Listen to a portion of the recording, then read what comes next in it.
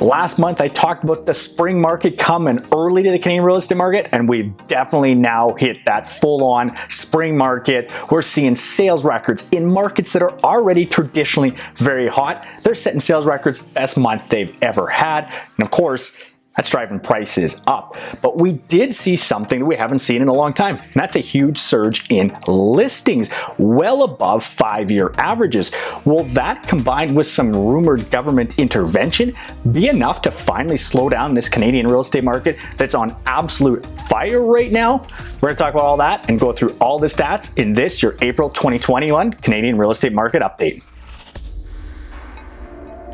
Hey everyone, welcome back to another episode of Bald Prairie Real Estate, where I educate you about Canadian real estate. If you're new here, my name is Matthew Fife. I'm a real estate agent from Regina, Saskatchewan. And if you've been here before, this is gonna look a whole heck of a lot different. I finally settled in my new house, and this is just gonna be a temporary studio for now until I have a chance to build out what I've got planned. Obviously, I've gone to a much darker look, so let me know what you think of that with this dark background versus my much brighter background that I had before. So, I talked about it in the intro, massive surge in listings, but prices continue to rise, sales records continue to be broken. As always, on these Canadian real estate market updates, we are going to talk about 11 major cities. We're going to go through sales, listings, new inventory levels, current inventory levels, months of inventory, and of course, as always, we got to talk about prices because that's going through the roof as well. If you want to just skip to your city and skip all of my preamble, first off, give me a thumbs up, that would help. Hit the subscribe button so you don't miss any more of these updates, but you can jump to your city in the section below. I've got everything timestamped as well as in the description. If you thought last month's numbers were absolutely silly and didn't make any sense, this month is pretty much the same thing. The numbers don't make any sense and they're even more silly. Traditionally hot markets like Vancouver just set an all-time sales record. Most houses they've ever sold in a single month ever. That's just crazy to think that's what's going on right now. But we did see a surge in listings across Canada. Every single city saw a big jump in new listings put on the market. But that buyer demand essentially met or exceeded those new listings coming on the market. So inventory levels really didn't change. Across Canada, months of inventory dropped. So even with all these new listings, record-setting numbers of new listings, buyer demand still outstripped that. And I'm going to talk about what is causing this big surge in listings at the end of the video. So stick around for that, my explanation as to why we're seeing all these listings come on the market and whether these new listings come in the market and combined with potential government policies to slow down the real estate market are going to have an impact and bring down prices or make housing more affordable in Canada. That's what I'm going to cover in my wrap up. So after we go through the data, you can check that out. Speaking of the data, don't really take much stock in my comparisons to this year versus last year. I do it for continuity, but starting this month, none of the numbers make any sense at all because of course we had a lockdown and that put the Canadian real estate market essentially on hold. So none of the year-over-year numbers make sense. Look at the 5-year averages. I think those make a lot more sense. They also show how hot things are right now. But as always, let's start this off with another terrible joke. Another viewer joke from Robbie. He says, what do you call a factory that produces okay products? A satisfactory. If you have a great joke that I can use in a future episode of Bald Prairie Real Estate, put in the comments below. A couple of snowstorms didn't even put a dent in the Regina real estate market, which saw a massive month for sales. In fact, the third busiest Regina's ever had. It's 363 sales in a month. That is up 75% from last year. It's up 50% from the 5-year average. But listings also skyrocketed. We saw 680 new listings. That's up 58% from last year, and it's up 30% over the 5-year average. That big bump in new listings also meant we did start to see inventory increase a little bit in Regina. 926 homes were for sale when the month started. That is still down 23% from last year, and it's down about 30% from the 5-year average. Normally, we'd expect to see about 1,300 listings on the market right now. That means months of inventory officially dropped into the seller's market category with 2.5 months worth of inventory, and that pushed up the benchmark price, which is now $280,000 in Regina. That's up 9% from last year, and it's finally crossed above the 5-year trend line. We're making up some of the losses we've had over the last few years in Regina. Now we're seeing prices closer to where they were in 2016, which is also the last time we saw any sort of meaningful bumps in prices in Regina. So what does Bald Prairie Real Estate Biometer say for the city? Well, if you're thinking about buying a house this year in Regina, I'd be getting moving. In the Victoria real estate market, they had almost 1,200 sales in the month. That's up 53% from last year, and it's up 45% from their 5-year average, which is about 740 homes sold in the month. There was over 1,400 listings put on the market. That's up 32% from last year. It's also up about 13% for their 5-year average, which is about 1,240 listings. Their active listings is around 1,300.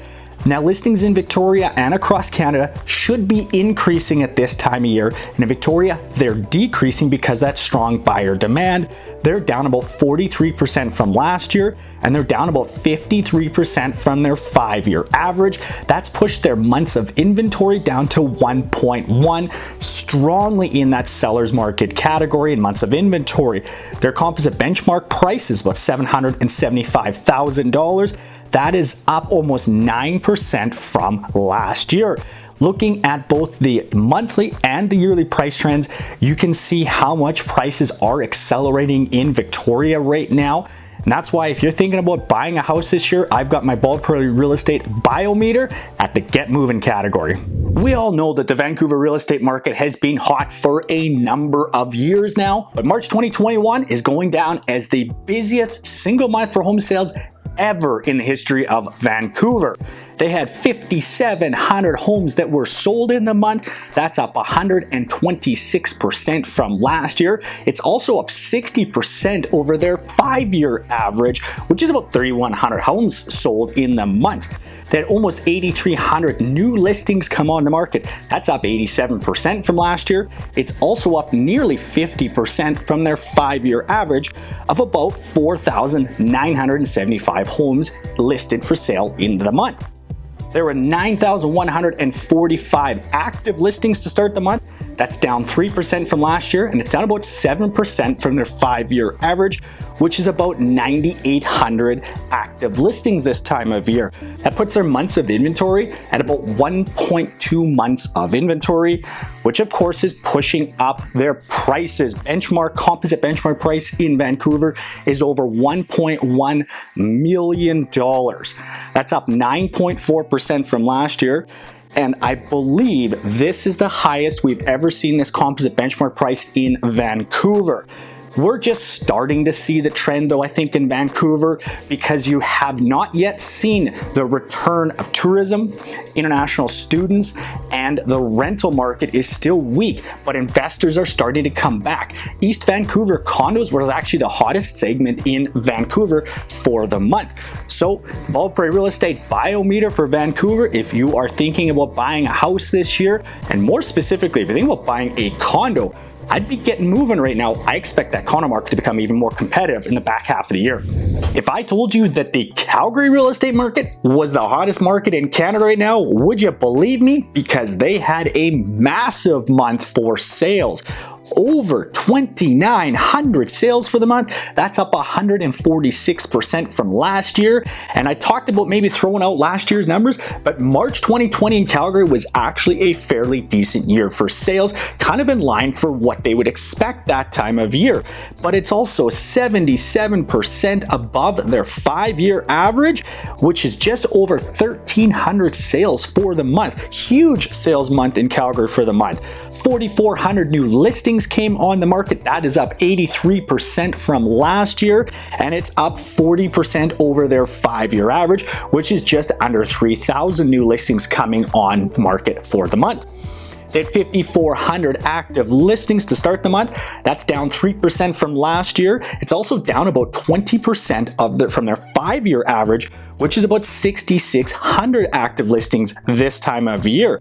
That drops their months of inventory down to 1.8. Calgary continues to be a seller's market right now, and that's pushed their benchmark price up, $441,000. That is up 8% from last year, and it's up about 4% over that 5-year average. You can see, looking at both the monthly and the yearly price trends here, Calgary is surpassed their 5-year average, and they're starting to see some of the ground being made up from the losses they've had over the last couple of years in Calgary. So prices are trending up there. That's why I've got the Bald Prairie Real Estate Biometer. If you're thinking about buying a house in Calgary this year, I'd be getting moving.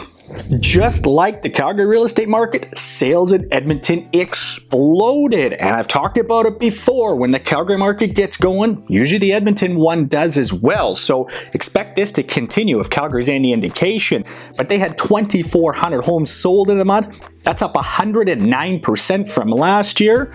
It's also up 56% versus their 5-year average, which is about 1,370 sales for the month. New listings, just over 4,000 new listings came on the market. That's up 50% from last year. It's also up about 24% over the 5-year average, which is about 3,100 listings coming on the market in the month of March. There were 6,302 active listings to start the month. That's down 13% from last year, and it's down about 30% from their 5-year average, which is about 8,500 active listings. And the months of inventory, which is about 3.5 right now, just teetering on that seller's market category. The composite benchmark price in Edmonton is about $335,000. That's up 6% from last year. Looking at both the monthly and the yearly pricing trend, you can see the gains that Edmonton is making up for lost ground over the last few years when prices had been declining. Normally, this was the time you'd start to see prices increasing, and that's exactly what we're seeing in Edmonton right now. So if you're thinking about buying a house in Edmonton this year, I'd be getting moving. Did Saskatoon just set a monthly sales record? I actually think they did. I'm just trying to get a confirmation on that. But with 570 homes sold in a month, that's the highest I have in my records, which is up 108% from last year. It's also 70% above the 5-year average, which is 277 sales in the month. Now, Saskatoon is kind of like Calgary for Alberta. Saskatoon tends to lead the market, so Regina is likely going to follow suit if these trends hold true in Saskatoon. They had 926 new listings. That's up 54% from last year. It's also 34% above the 5-year average, which is about 660 new listings to come on the market in the month. There was just over 1,200 active listings to start the month. That inventory is down about 11% from last year, and it's down 34% from the 5-year average, which is closer to 1,700 active listings to start the month. Months of inventory is down to 2.2. Seller's market in Saskatoon, and the condo market there has been trending closer and closer to a seller's market after years of being in the buyer's market category. Their benchmark price is up 10%. It's over $310,000 in Saskatoon right now. Looking at both a monthly and the yearly trend, you can see prices typically accelerate in the spring. We are absolutely seeing that. And in the yearly trend, you can see how prices are recovering from the losses we've had over the last 7 or 8 years in Saskatoon. If this continues, you're likely going to see prices catching up to where they were in the heights of 2016, which is good news for those who bought houses around that time frame and looking to sell right now. If you're thinking about buying a house in Saskatoon right now, the Bald Prairie Real Estate Biometer says you should get moving. My friends in Winnipeg told me I cannot make fun of Winnipeg anymore, so all I'm going to say is the Blue Bombers still suck, but they had an awesome month for sales. 1,975 sales in the month. That's up 79% from last year. 2,500 listings almost came on the market. Winnipeg desperately needs new listings coming on the market. They're low in inventory everywhere, but that is up about 13% from last year. With just under 2,600 active listings, that's down 43% from last year, and their months of inventory is at 1.3 right now, squarely in that seller's market category. Their benchmark price is about $300,000 in Winnipeg. That's up 10% from last year. The continued shortage of inventory across all price points, across all property types, continues to drive prices up in that Winnipeg area. And that's what's going to continue until they get more inventory. So if you're thinking about buying a house this year in Winnipeg, I'd be getting moving. Okay, I know a lot of you guys skipped directly to the Toronto real estate market segment, so help me out if you did that. Hit the thumbs up button and hit that subscribe button for me. Let's talk about two major themes going on in the Toronto real estate market. First one is that the condo market, if you're looking to pick one of those up on a sweet deal, you're thinking you're buying one maybe as an investment or something like that, and you're looking for the best price, that time has already passed. I think by the looks of things, December 2020 was where prices bottomed out and competition bottomed out. Now we're seeing more competition and more sales, and I expect the back half of the year that the downtown condo market is going to be a story to watch in the Canadian real estate market. Second one is, as expected, the Toronto real estate market joined Vancouver in the $1 million club for the composite benchmark price. We're going to talk about that in just 1 second. Let's talk about sales though. Over 15,600 houses were sold in the month. That is up 95% from last year. It is up 55% over their 5-year average, which is just under 9,000 sales for the month. They had almost 23,000 new listings come on the market. That's up 57% from last year. It's up 41% over their 5-year average, which is about 15,000 new listings in the month. With over 10,600 active listings to start the month, that's actually up 0.4% from last year, but it is down about 31% from the 5-year average, which is about 14,400. Their months of inventory is 1.4. That's actually up from the 0.8 that they had last month, but still well within the seller's market category. The composite benchmark price joined Vancouver over that $1 million club, $1,007,600. This composite benchmark price combines all property types together into one metric, but that's now over $1 million. And I think this condo market that had been weak in Toronto for mainly the back half of 2020, but starting to show some resilience here in 2021, I think that's going to be the story of Toronto for the back half of 2021, where I think that is going to outpace the sales we see in the single family market, mainly due to the fact single family is becoming a lot more expensive in Toronto and condos are looking a little bit more attractive because of the lower price. So I think that's going to be the story to watch. Now, if I was a betting man, I think you're going to hear a lot about Toronto condos in the back half of the year, and price increase is going to outpace what you see in the single family segment. I'm not much of a betting man, but put that one down. I think you're going to see that happen. I'm very curious to see if they do implement the stress test to a higher rate, how that's going to affect the Toronto real estate market. I'm going to talk a little more about that at the end of this video, so stay tuned for that. If you're thinking about buying a house or a condo or any property in Toronto right now, I don't see enough supply to meet demand coming on stream to balance the market out, so I'd be getting moving. I said last month that Ottawa was one of those silly markets that's going absolutely crazy, and that continues to be true.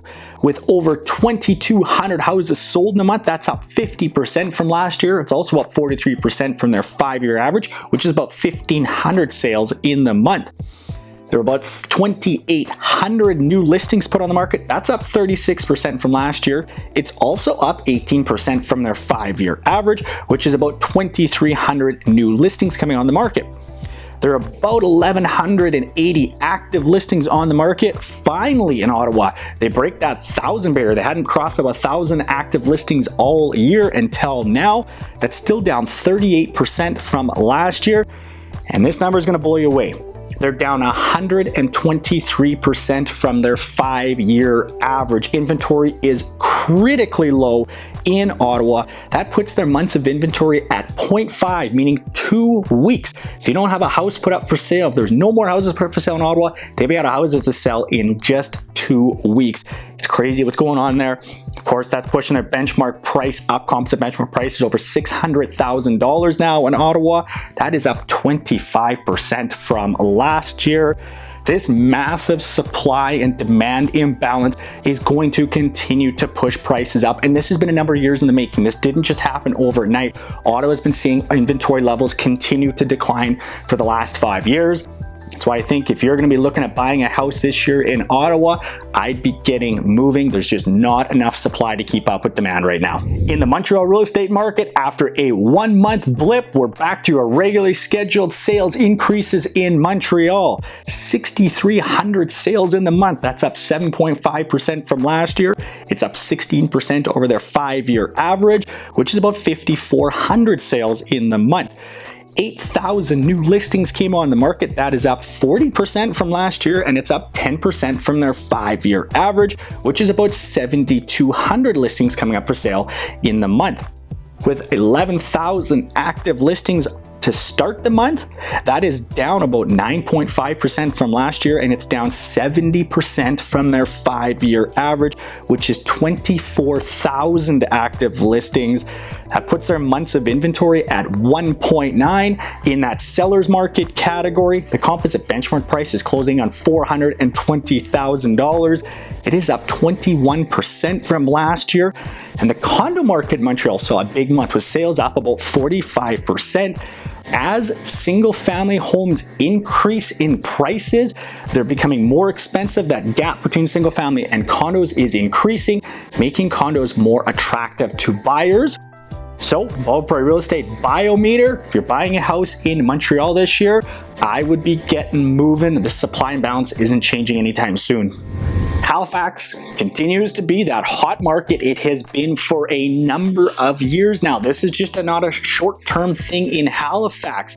978 sales in the month. That's up 60% from last year. 1,200 new listings came in the market. That's up 43% from last year.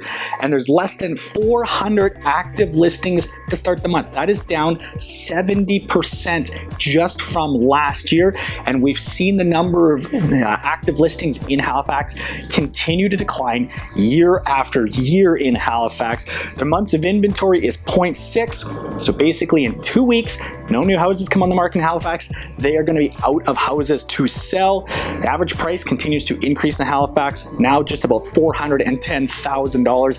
That's up 20% from last year.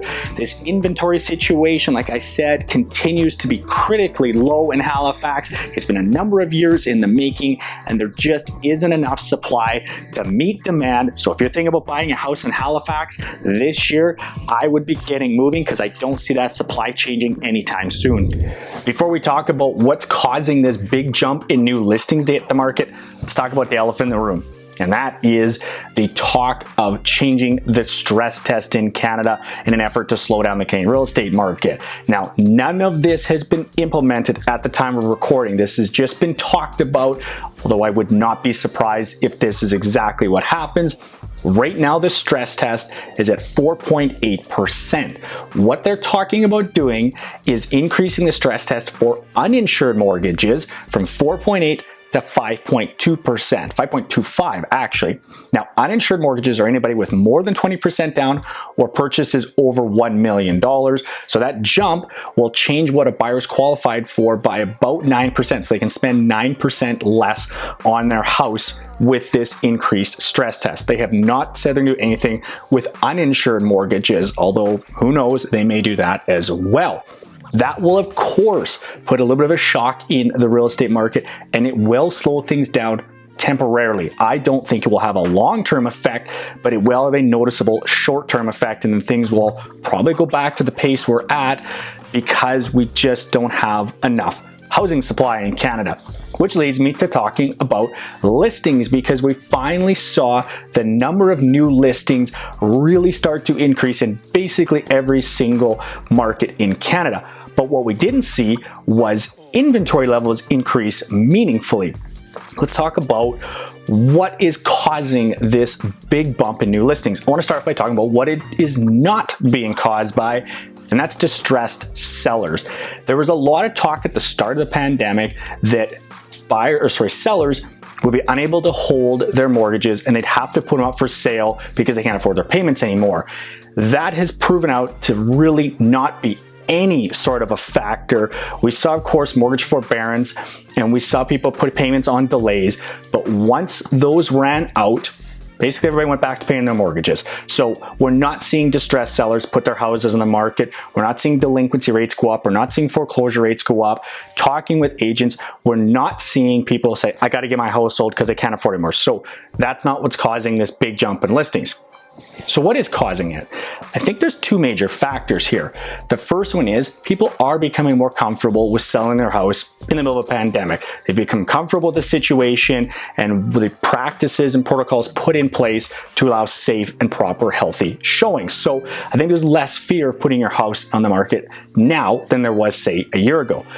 But I actually think the more important factor to think about is FOMO, fear of missing out. We talk about this with buyers, fear of missing out, but it also applies to sellers to a big extent. So you've got a seller who's looking at his house going, I can sell my house for X amount now, way more than I thought I could.